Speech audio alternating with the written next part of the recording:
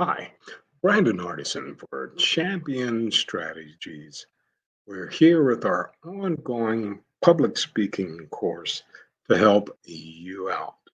Maybe you are a first year teacher and your time in front of the children in your school will be coming up, or maybe you started last week. Maybe you're the first time manager, supervisor of people who are looking towards you for their success. Because when they're better, you'll get what you want. Maybe someone told you that, hey, you're a great speaker. Have you thought about it? And then COVID hit, and now we're all scurrying inside this box. And it's a little challenging to get your footing right now. Or maybe you would love to make communications a career. There are some outstanding 2 year, 4 year institutions, and there are some organizations that just specialize on public speaking. Or maybe you're one of those folks that just loves to peruse through, see what YouTube content is out there, and you have the discipline to practice on your own. So, for whatever the reasons, Champion Strategy is here to help you with our ongoing series about public speaking. So, let's just get right to it. Today, I want to talk about how to handle public speaking disasters like a pro. Because I guarantee it, if it hasn't happened to you and you do it enough, it will. I remember recently, before the COVID, I was hopping on a plane to start the new year off, giving my first presentation of the year. A little nervous flying there, but that's to be expected. Just like anyone who wants to do a great job, you have nervousness. But I was excited.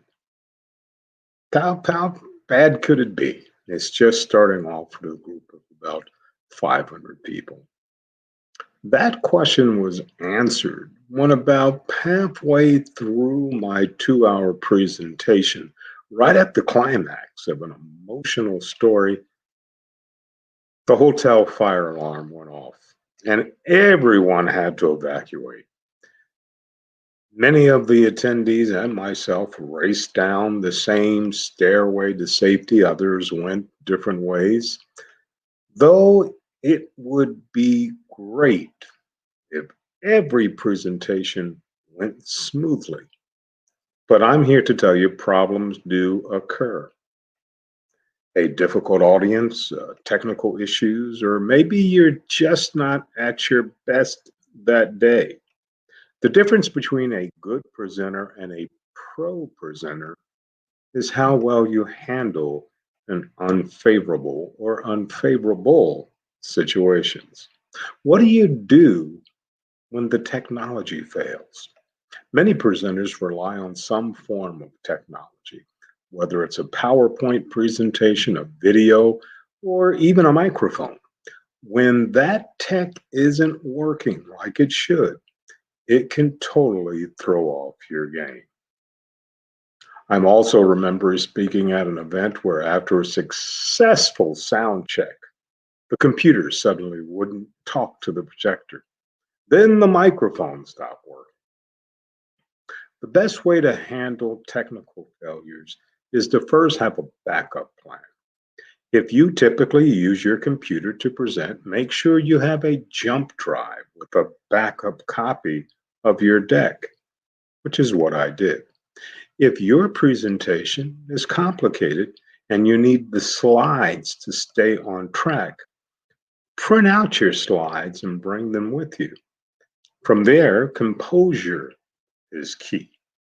The audience will get uncomfortable only if they feel you're uncomfortable. Technology fails, it happens, everyone knows it. A pro takes it in stride. Now, of course, being too calm has caused problems as well.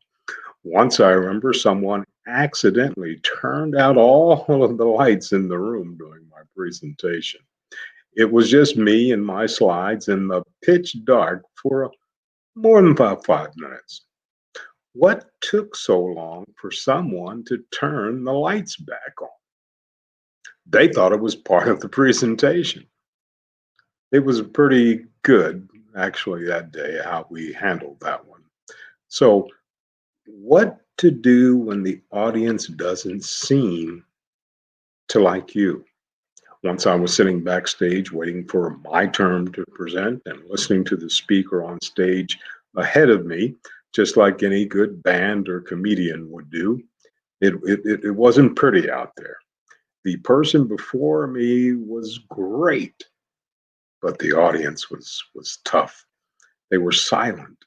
Every joke she said flopped, and when I walked out on stage right after her, I was met with the same serious demeanor in front of about 1,000 people. Awkward doesn't begin to describe it. Ideally, every time you give a presentation, the audience will be totally engaged. They'll laugh at your jokes and give you a standing ovation at the end. But sadly, reality, this isn't always the case. Your audience might be too tired, too warm, or too hungover in a real sense, especially if it's a morning presentation. They may not want to hear what you have to say. Maybe they're angry at their boss for setting up the presentation on that day. Whatever the reason, there's a little worse standing in front of you when you're looking back at people who really don't want to be there. Now, in those moments, be careful not to overcompensate.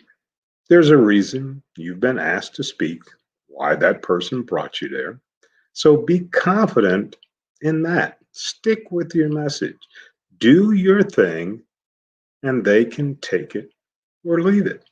In the meantime, find a friendly face. You'll find a friendly face, and there's always at least one. Focus your attention there, and before you know it, your speech will be done. What to do when it all starts falling apart? The fire alarm goes off, there's a heckler in the audience, phones keep ringing, people are walking in and out. When things just get crazy, the best thing to do is just present and do your best. Preparation helps in these moments. Knowing your material will also keep you from falling into mayhem, too.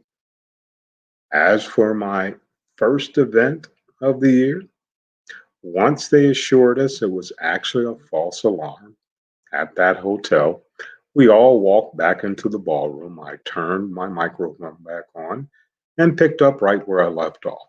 No one would have known my life flashed before my eyes. And when you handle many unknowns of speaking like a pro, they don't know that about you either. But all of this comes with practice and preparation. Now, if you found something interesting about this talk today, please come back again. We'll have another one for you on the next event. So, once again, Brandon Hardison, president of Champion Strategies, as in always, when we do part, you go out and make it a champion day.